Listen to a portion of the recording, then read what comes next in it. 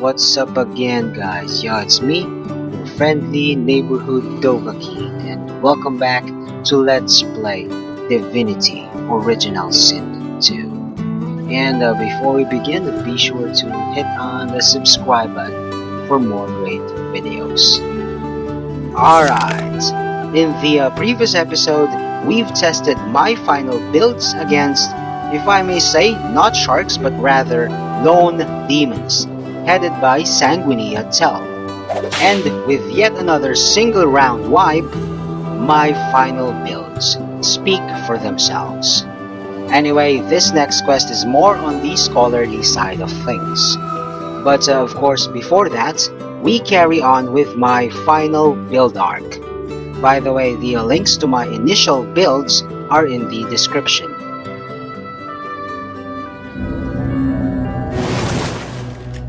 Anyhow, an important note. You won't understand this final Fane build without watching my episode on Red, because a lot of the figures and stats here have already been thoroughly explained there. Thus, so as not to repeat myself, I will simply refer to that video time and again. Alright, on static secondary attributes, namely Con, Memory, and Wits. First on Memory. This depends on how many slots you're comfortable working with. As per Fane, my magic static number is 26. By the way, besides from directly increasing slots by memory points, you also gain 1 slot per 2 levels on top of that. So I'll just reduce his memory when I get an extra slot if I reach level 22. Next, Constitution and Wits. I arrived at these static figures based on a personal formula that I specified in Red's vid. As per Con, he has the lowest, because obviously as a ranger, he's always away from the thick of the fight. As per Wits, on the other hand, he's the second highest, because as far as initiative is concerned, I want him to be next to my main in turn order. By the way, at 64%, his crit chance is the squad's highest. Anyhow, like Sibyl in the previous vid, his primary attributes are Fin and Int. And because his Fin is already at 60, which is my personal cap for my tunes with 2 primary attributes, future extra points will simply go to Int, to further boost his Geo damage. Okay, as per gear, again, just go to Red's video for more details. But let me just touch on the weapon elements of my party. In my damage types episode 23, I've mentioned that my squad's usual damage config is mixed, 3-1, favoring physical damage. The magic damage imbued in my weapons aren't significant, but they help nonetheless. However, they're more for the aesthetics. Red's 2H sword on fire, Sibyl's air and water daggers, my main's poison wand, which he doesn't use at all, and it's just for the stats, and Fane's earth crossbow. Yes, as per crossbows, the earth glow effect isn't a brown glow at all, but that, a crude oil effect. Alright, now on combat abilities. As you can see here, like with attributes, I didn't deviate much on all my tunes as a matter of fact, from my initial builds. Fane is still a Geo Ranger, but he's the only one in my party without polymorph. By the way, his combat point distribution is just straightforward. But a note on Scoundrel, which is where future extra points will go, to further boost his 159% crit multiplier. Next is Civil abilities, and as I've said in my previous episode, Sibyl is my full-fledged thief. But Fane here has also high thievery, but he's more of a locksmith, and I use him when I want to save on lockpicks. And he's also my lucky charm, which is one of the only 2 abilities shared by the squad. the other being Lore Master, a role I've given to Red. Now we move on to talents, and without Ingenious, Spider's Kiss, and Undead, instead of just having 5 talent points at level 20, he has 7. The 6th point, by the way, I already explained in Red's vid.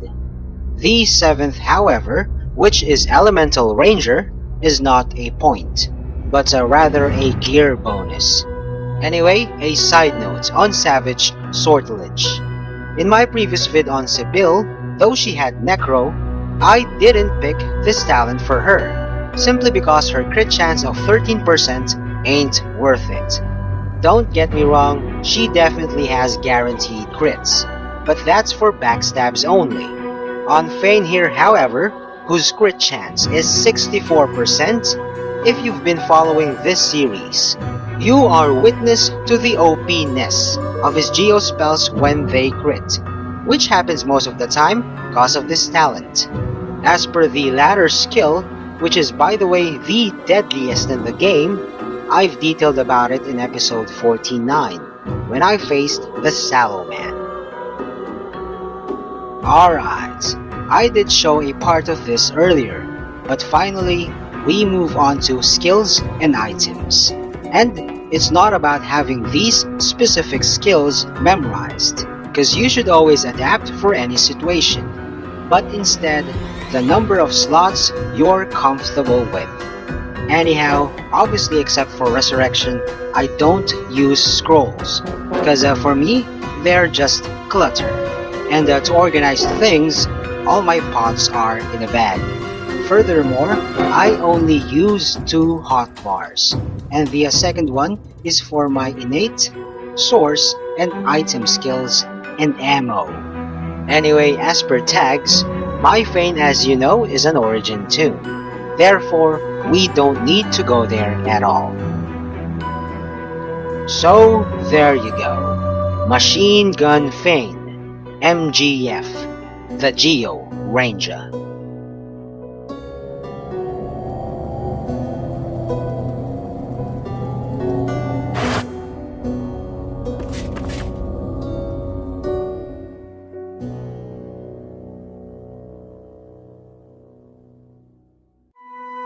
Okay, now on the side quest, the Lore Master, which was downgraded from quest status in recent patches. And I've specially selected this quest for Fane because back in episode 33, I mentioned that he's collecting Cranley Huwbert's Encyclopedia, which is the same book he was reading at the beginning of the game, when you meet him for the first time at the Hold, disguised as an elf. And as a fellow scholar, which by the way is also the tag that will be useful for this quest, I'm sure Fane will be delighted to meet Cranley Huwbert himself, the celebrated author of his book collection. Anyway, this quest is a quiz, and most of the questions here are references to the first game, Original Sin 1. So let's just jump right in.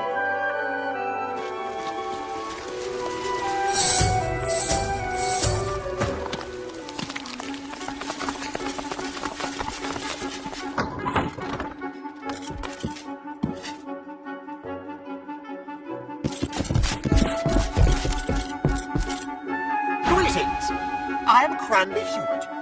I assume no further introduction is required. Oh, come now. Surely you heard of my writing, or my work with the Historical Guild of Arcs? No? Ha! Ask me a real question, why don't you? The answer is Huwbert Oak, of course, my near namesake. A question for you. In what year did Lucian the Divine depart from us? Oh, correct. Perhaps I'm still being too easy on you. Any drunk on the street could have gotten that right. Time for a real challenge. Name the first king of the dwarves. Clearly you have had some modicum of education in your time. One final question. Answer this correctly, and you can consider yourself a scholar on par with yours truly. Fail, and I shall have to show you my door. The Sorcerer King from times of yore, Brachus Rex, had a twin. What was her name? Well. I must confess, your knowledge is impressive. Please, allow me to invite you to join me in my private chambers for further intellectual discourse. Excellent. Please, come along. Quite simple, once you know the trick. You place a book onto the pile, and a hatch at the back of the fireplace is unlocked. Go on down. I'll be right behind you. Beyond my sanctum, true intellect flourishes best in the dark, don't you think?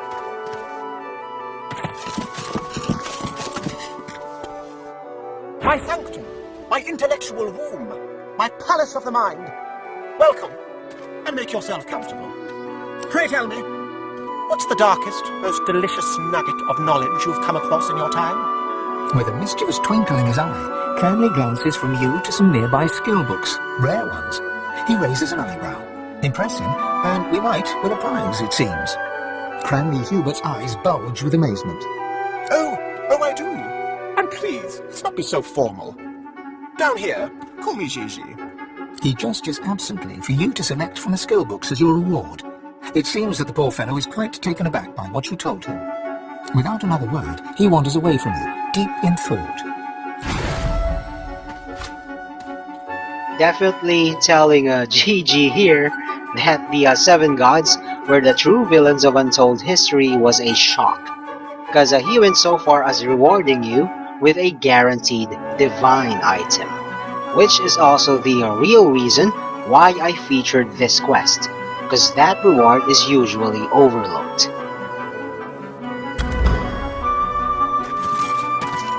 Cranley Huwbert barely notices you. He is utterly engrossed in his thoughts, his brow furrowed. Gigi, of course, sells all the volumes of his encyclopedia. Therefore, Fane can finally complete his collection. By the way, he also collects the Crafting Bible. But I doubt he's ever gonna complete it.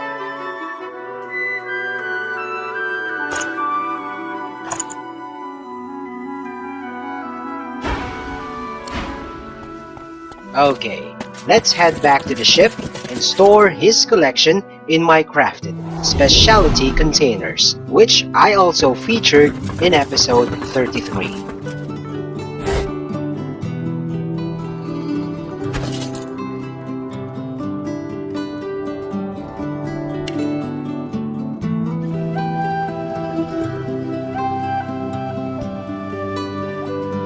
Anyway, the next episode is gonna be about my final build on my main, so stay tuned in. And that is all there is for now. Thanks for watching. Also, check out other videos from Sabbath Clan Philippines and subscribe. See you on my next vid. Peace out.